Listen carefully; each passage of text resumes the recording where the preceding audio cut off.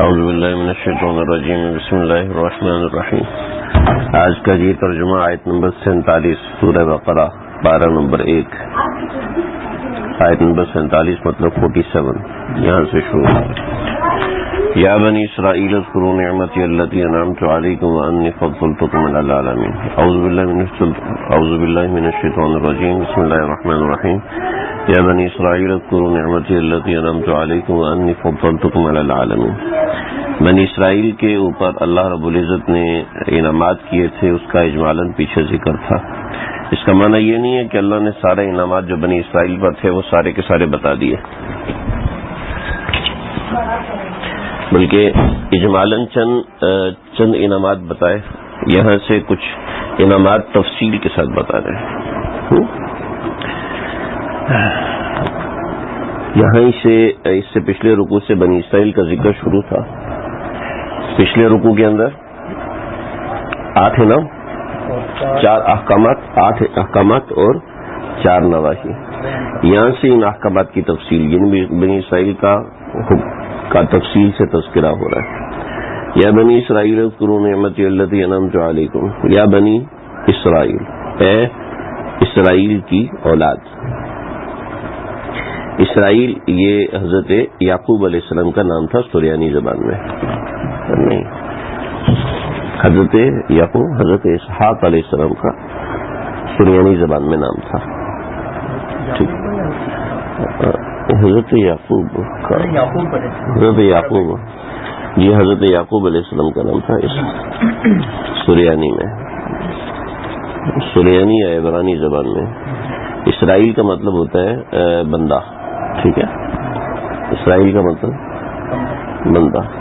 جیسے جن الفاظ کے آخر میں بھی ایل آ رہا ہے، ایل آ رہا ہے، ٹھیک. جبرا ایل، میکا ایل، اسرا فیل، ایسے اسرا ایل. تو بنی اسرائیل اللہ کے بندے کی اولاد، ٹھیک ہے. اسرائیل کا مطلب ہے عبداللہ، ٹھیک ہے. عربی مطلب ہے عبداللہ، اور اس زمانے میں ان کا نام تھا یعقوب، ٹھیک ہے. تو یہ ساری بنی اسرائیل حضرت یعقوب کی اولاد میں سے، ٹھیک ہے. اور بنی اسرائیل کیسے بنے وہ آپ کو پتہ ہی ہے کہ بنی حضرت یعقوب علیہ السلام کی 12 اولادیں تھیں، 12 کی 12 مصر گئیں، وہاں پہ یہ بنی اسرائیلی کہلائے، یعنی حضرت یعقوب کی اولادیں کہلائی. یا بنی اسرائیل اذکروا نعمتی التی انعمت علیکم. اے بنی اسرائیل یاد کرو، اذکروا یاد کرو، نعمتی میری نعمتوں کو، التی جو نعمتیں، انعمت علیکم میں نے تم کو انعام میں دی، میں نے تم کو عطا کی. یا بنی السلام علیکم، ہاں علیکم تم پر، ٹھیک ہے. یا بنی اسرائیل اے اسرائیل کی اولاد، اذکروا یاد کرو، نعمتی میری نعمتوں کو، التی وہ نعمتیں، انعمت علیکم جو میں نے تمہارے اوپر نازل کی تھی. وانی فضلتکم علی العالمین، اور یہ بات یاد رکھو کہ میں نے تم کو سارے جہانوں پر فوقیت دی تھی، ٹھیک ہے.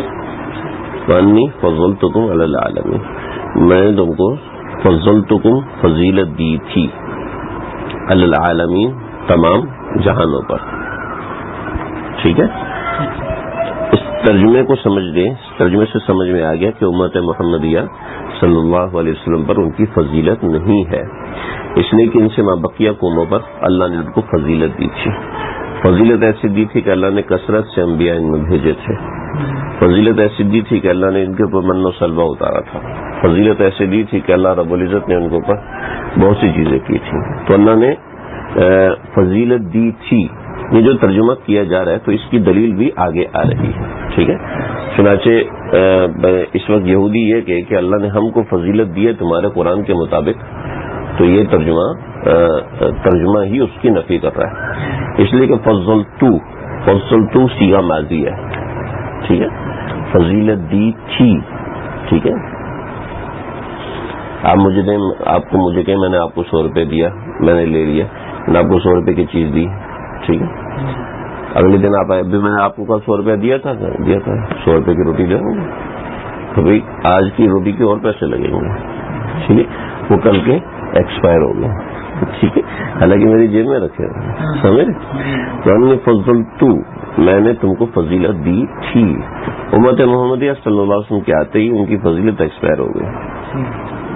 حالانکہ فضیلت اپنی جگہ پر ہے لیکن ان سے بڑی امت آ گئی. ٹھیک ہے، بنا پر بہت سی احادیث کی آپ صلی اللہ علیہ وسلم نے فرمایا واتقوا، لہذا اس کا تقاضا یہ ہے کہ اور ڈرو، واتقوا ڈرو، یومن اس دن سے لا تجزی نفس عن نفس شیئا، لا تجزی کہ جس دن کام نہیں آئے گا. تجزی کا ترجمہ ہوتا ہے برابر آنا. ٹھیک ہے، برابر. یہاں پر تجزی کا معنی ہے کام آنا. ٹھیک ہے، لا تجزی کوئی کام نہیں آئے گا. اصل میں تجزی جو ہے یہ جزا سے ہے، جزا کا مطلب ہے بدلہ. ٹھیک ہے، تو لا تجزی اس دن کوئی کسی کو بدلہ نہیں دے گا، یعنی کوئی کسی کے کام نہیں آئے گا. نفس عن نفس، نفس کوئی، عن نفس کسی کے. ٹھیک ہے، کوئی کسی کے کام نہیں آئے گا. شیئا کچھ بھی کام نہیں آئے گا، لیکن ذرہ برابر بھی کام نہیں آئے گا. ٹھیک. ولا يقبل منها شفاعہ، اور نہ کسی سے، ولا يقبل اور نہیں قبول کی جائے گی، اور نہ ہی قبول کی جائے گی، منہا کسی سے بھی، یعنی کسی نفس سے بھی. منہا ہا کی ضمیر جو ہے وہ اشارہ کریے نفس کی طرف. ٹھیک ہے، شفاعہ سفارش، اور کسی سے کوئی سفارش قبول نہیں کی جائے گی. ولا يؤخذ منها عدل، ولا يؤخذ منها عدل، ایک ہوتا ہے عدل، ایک ہوتا ہے عدل. فرق سمجھ میں آ رہا ہے؟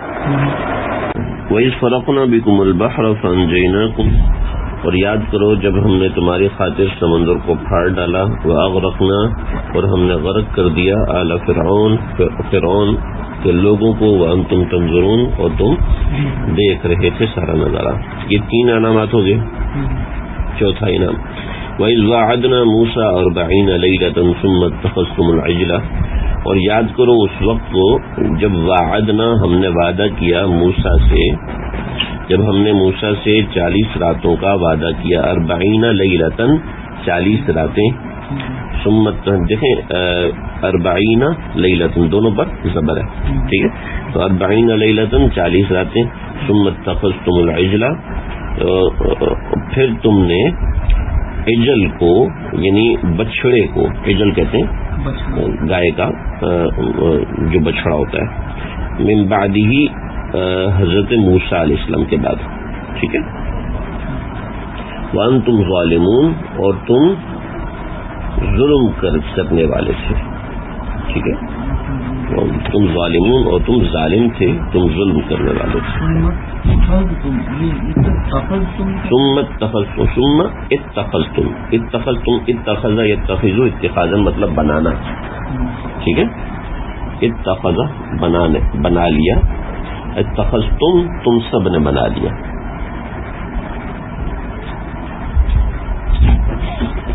وانتم ظالمون، درا حالے کہ تم ظالم تھے.